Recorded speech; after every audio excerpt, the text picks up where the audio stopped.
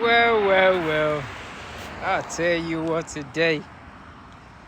Uh, I'm dragging my feet today. The art of doing nothing. So I gotta get my day started. So I'm not walking that last 1 mile or so back to the village.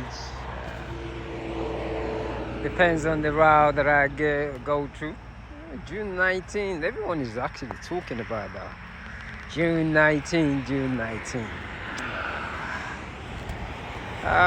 Yoga. The practice of yoga is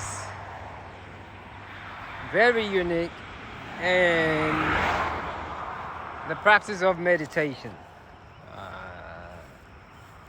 To practice yoga or meditation, shall I say, which I think they're the same, it requires for one to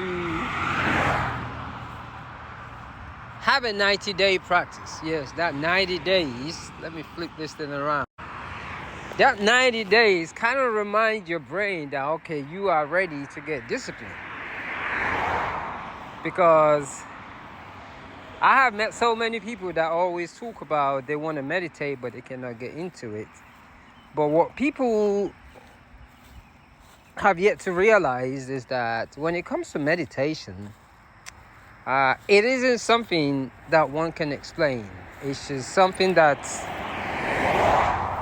when you practice all the time, it'll come to you. It is an energy that you don't even realize that you have. But as time progresses, you begin to feel its intensity, how it helps relaxes your body, and how much of an effect it begins to have on you. You begin to slow down a lot in anything that you do. Look at that beautiful tree. Anything that you do, you begin to slow down a lot. You are not so much in a hurry to do anything. Yes,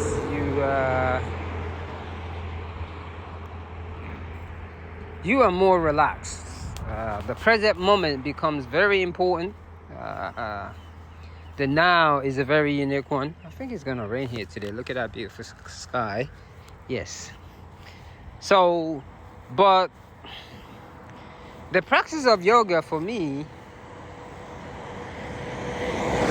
has really brought the best out of me. For over 10 years, I have developed this habit of an overnight yoga. I think yoga makes you realize when you practice every day and you are really honest with yourself, yoga makes you realize when your life is scattered or unbalanced. Yes, that's what yoga does. It really does. When your life is scattered or unbalanced, yoga will make it known to you, because they're just certain postures when you're doing it, you just cannot get into it. I don't even know how to explain it, but I always know, because there's about almost 70 postures in yoga, and I've been trying to get into all of them with the push-ups, and I'm also trying to, like I said, trying to get to all of them, with the push-ups. So doing push-up with yoga, so the first 4 hours of the day, I spend it by myself. That's how much hard work it takes into mindfulness. So every day, when I wake up, the first 4 hours, I'm stretching. So that's how long my yoga, meditation, reading and writing takes. 4 hours. I'm looking at it like, wow, this is very interesting. And it kind of makes me understand where people are coming from when it comes to drinking or smoking. I truly understand it. I think sometimes people just need to escape into a space that I don't know, but my escape into yoga helps me deal with reality. Practicing yoga and meditating every day and writing allows me to see my life the way it's supposed to be. It allows me to sit in with myself. Yes, allows me to sit in with myself. Deal with reality the way it's supposed to. So I developed this big habit to where I write down dreams that are beyond my imagination. I went back into my childhood thinking during my yoga and writing section. So when I write all these things down that I can only show myself, because to show that to people sometimes it's one of those things that you write down and people will be like, look at you, be like, man, you have really lost your mind. And as a matter of fact, 10, 15 years ago, 20 years ago, I would have said the same thing. But I really enjoy just writing those things down, just dreaming in those papers and just saying the things that I wanted. And the thing about everyday yoga practice, you can actually feel it in your body. It is something that you cannot explain. You do awaken in your consciousness, like they always say. Your brain is very at a high alert because you are twisting all the time and just thinking. So you want to study a lot. You begin to realize how little that you know. You begin to realize how precious life is. I look forward to getting up in the morning to breathe into my body. It is one of my favorite time of the day. While I'm doing it, I get to walk around the village and speak to all the ancestors every single day.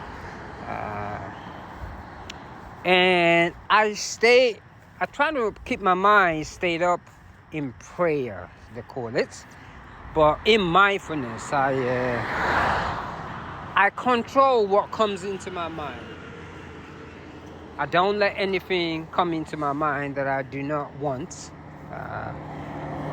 And each time I hear any thought that is not suiting for me, I replaced it straight away. I don't let that thing last, and I just kind of just take it off. And the present moment becomes more and more important because I begin to realize a lot too. Like when we talk about present and past,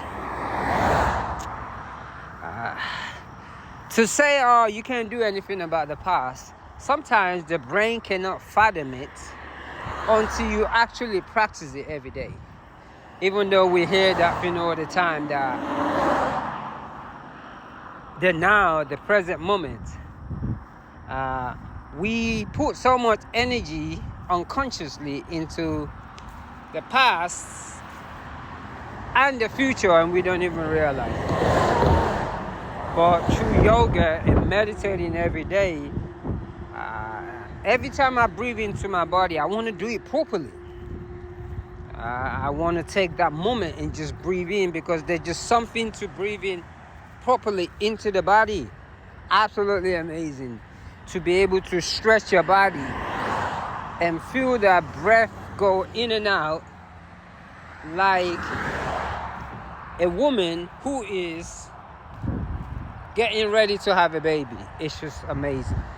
Yes. So every morning, that's what I do for like 2-3 hours, 4 hours altogether.